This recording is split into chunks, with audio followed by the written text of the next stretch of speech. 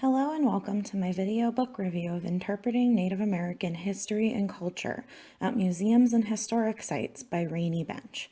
I am your host, Jamie Fowler Diaz. Interpreting Native American History is a book designed to give the reader a crash course in the methods used by museums and historic sites for interpreting and communicating Native American cultural history to the public. It presents the information to the reader in a case study format, and these essays are written by cultural resource professionals. Some of the information is presented by Native Americans working in the field. However, most of the information is presented by non-Native authors that work extensively with tribal representatives and groups. Things that the author does well.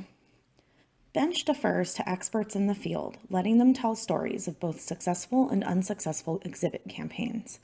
Most of the essays take a very postmodern approach to historical interpretation and emphasize the importance of inclusion of oral histories, chronicles, and origin stories, even if they are in direct opposition to the archaeological or historical record of the exhibit.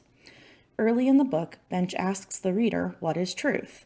And indeed, most of the essays indicate that truth is an ever-changing, fluid construct that fluctuates depending on the perspectives of the storyteller. Bench also includes a small preface with information about federal Indian policy and laws, which was not included in earlier versions of the book. In my opinion, the book is markedly better for including this information, as it provides essential background on the disenfranchisement of natives and sets the tone for the rest of the book. Despite not going into excessive detail about those laws, she manages to pack a large amount of information on how those laws specifically affect the working relationship of museum professionals and natives, and she does so from a native perspective. Kelly could learn a thing or two from Bench. Things that the author does not do well. For readers without a historical or historiographical background, the idea that truth is a fluid social construct may be foreign. If I had read this before I started working on my history degree, I would have wondered what the hell she was talking about. Bench does not really give any background on this concept, just kind of dumps it in your lap, and the book would probably benefit from a paragraph or two about truth, access, and who history is made for. Bench also glosses over stereotyping Native cultures and assumes the reader is either educated enough on the subject or is motivated enough to educate themselves.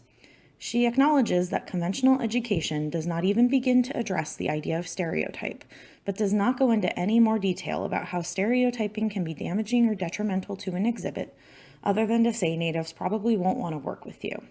I feel that this is a pretty big omission, and again, a few short paragraphs about how and why stereotyping is bad might help readers understand the material more thoroughly.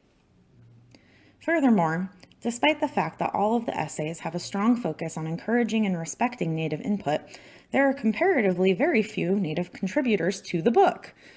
The main Native contribution is from the Potawatomi Nation's Cultural Center, which is considered a model for other Native cultural centers, but really limits the diversity of perspectives afforded to the reader.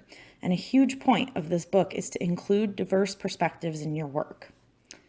So to summarize, Bench's guide takes a postmodern, inclusive approach to interpreting Native American cultural history based in case studies and anecdotes from professionals in the field, but it falls short of expectations due to some glaring omissions and needs to include more diverse perspectives, information on historiography, and stereotyping to be considered a truly comprehensive guide.